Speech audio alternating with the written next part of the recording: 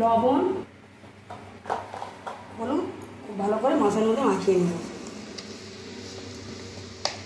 ভোলা মাছ আমাদের কাকু কিনে নিয়েছিল, তাই ভোলা মাছের ঝাল হবে আলু দিয়ে।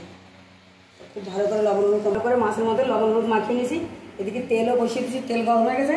এখন এক একটা করে ভোলা মাছগুলো ভেজে নেব।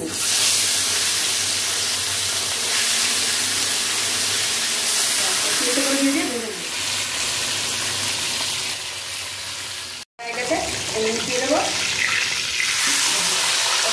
এইভাবে লাল লাল করে ভোলা মাছগুলো ভেজে নেব। ভালো করে ভেজে নিয়েছি। আদা তেলের মধ্যে ফোড়নে দিয়ে দেবো পাঁচফোড়ন,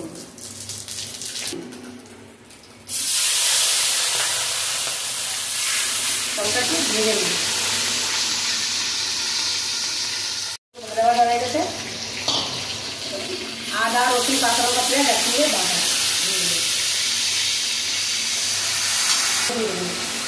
সব কিছু ভাজা ভাজা করে নিয়ে চলে, তারপরে বাকি মশলাগুলো দেবো। নিয়েছি এখন বাকি মশলাগুলো দেবো হলুদ গুঁড়ো, লঙ্কা গুঁড়ো, জিরে গুঁড়ো, সব কিছু দেওয়া গেছে। খুব ভালো করে মশলাটা কষিয়ে নেবে। যতক্ষণ না তেল ছাড়ছে ততক্ষণ পর্যন্ত কষাবো।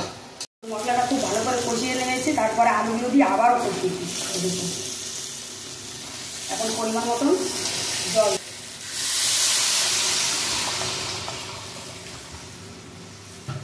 ভোলা মাছের ঝোলটা মাখা মাখা হবে, আর জল দেবো না, ঢাকা দিয়ে দেবো সেদ্ধ হওয়ার জন্য। ঢাকা দিয়েছিলাম, দেখবো। আলুটা হালকা সিদ্ধ হয়ে গেছে। এখন ভাজা ভোলা মাছগুলো দিয়ে দেবো। ভোলা মাছগুলো দিয়ে আর কিছুক্ষণ ঝাল করে নামিয়ে নেব। হয়ে গেল ভোলা মাছের আলু দিয়ে ঝাল। রান্না করা হয়ে গেছে।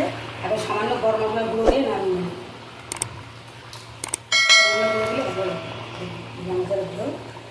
ঝোল মানে ঝাল হোক ঝোল হোক যাই বলেন, রান্না করা কমপ্লিট।